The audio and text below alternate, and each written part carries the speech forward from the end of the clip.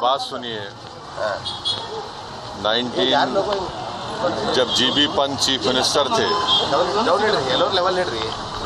तो उस जगह पर 500 साल तक मुसलमान नमाजें पढ़े। कांग्रेस के जीबी पंत मुख्यमंत्री थे, रात के अंधेरे में उसमें मूर्तियां रख दी गई। मेरी मस्जिद थी, है और रहेगी। उन्होंने मूर्तियां नहीं निकाले।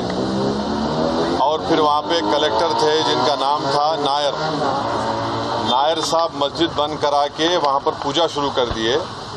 और 1950s में नायर साहब जनसंघ के पहले मेंबर ऑफ पार्लियामेंट बने। फिर 1986 में लॉक्स खोले गए, बगैर मुसलमानों को सुने। बूटा सिंह शिलान्यास कर दिए। 6 दिसंबर 1992 को सुप्रीम कोर्ट को ये वादा करके बीजेपी संघ परिवार बाबरी मस्जिद को डिमोलिश कर दिए, शहीद कर दिए। और बीजेपी के पास ये मुद्दा कब आया आपको मालूम? आप लोग मालूम बीजेपी कब उठाई? 1989 में पालनपुर में बीजेपी रेजोल्यूशन पास करी। विश्व हिंदू परिषद जब फॉर्म हुई, जब तो राम मंदिर नहीं था। महात्मा गांधी बोले क्या? महात्मा गांधी इस बारे में बोले, उन्होंने तो बहुत बड़े, उन्होंने तो हे राम बोल के मारने वाला गोली मारा उनको गोडसे, उनके ज़बान से ही तो निकला था। वो बोले क्या? नहीं बोले। तो ये पूरा एक सिस्टमेटिक तरीके से भारत के मुसलमानों से ये बाबरी मस्जिद को छीन लिया गया। सुप्रीम कोर्ट का यकीनन फैसला है। सुप्रीम कोर्ट हमारे मुल्क की आखिरी एपेक्स कोर्ट है। टाइटल सूट था, तो टाइटल सूट में सुप्रीम कोर्ट ने ये कह दिया कि फेथ की बुनियाद पर हम ये जगह मुसलमानों को नहीं दे सकते। सुप्रीम कोर्ट ये भी कह दिया कि वहाँ पर मंदिर को तोड़कर मस्जिद नहीं बनाई गई। ये सुप्रीम कोर्ट ने कहा उस जजमेंट में। और मैंने सुप्रीम कोर्ट के जजमेंट आने के बाद ये रिएक्शन आपको मीडिया को दिया था कि एक सुप्रीम कोर्ट के रिटायर्ड चीफ जस्टिस थे, उनका नाम जस्टिस जे.एस. वर्मा नाम था।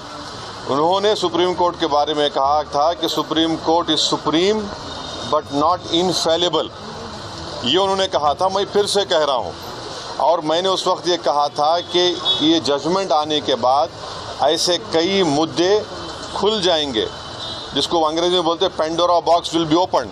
और आज आप देख रहे हैं कि हर जगह पर संघ परिवार जाकर ये बोलता है कि नहीं, यहाँ पर मस्जिद नहीं थी। ये मेरा मानना है, ये मेरा बोलना है, हम ये बोल रहे हैं। अगर जीबी पंत मूर्तियाँ हटा देते तो क्या आज ये दिन देखना पड़ता हमारे को? अगर 1986 में ताले नहीं खोले जाते तो क्या आज ये दिन आता? क्या अगर 6 दिसंबर को बाबरी मस्जिद डिमोलिशन नहीं होता तो क्या ये दिन देखना पड़ता? ये सवाल है हमारे, इसका जवाब कोई दे ही नहीं रहा है।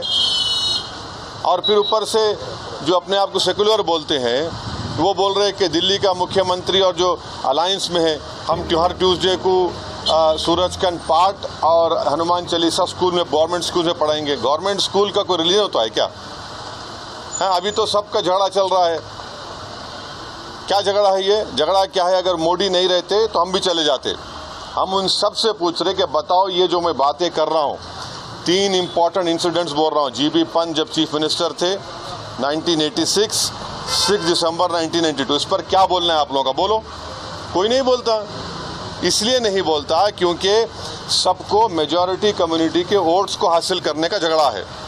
और नरेंद्र मोदी ये काम करके मेजॉरिटी वोट्स को कंसोलिडेट करना चाहते हैं। और इससे एक पैगाम दे रहे हैं भारत के मुसलमानों के कि आपका भारत की पॉलिटिक्स में आपका क्या मुकाम है, आपकी प्लेस क्या है, ये बताया जा रहा है। बस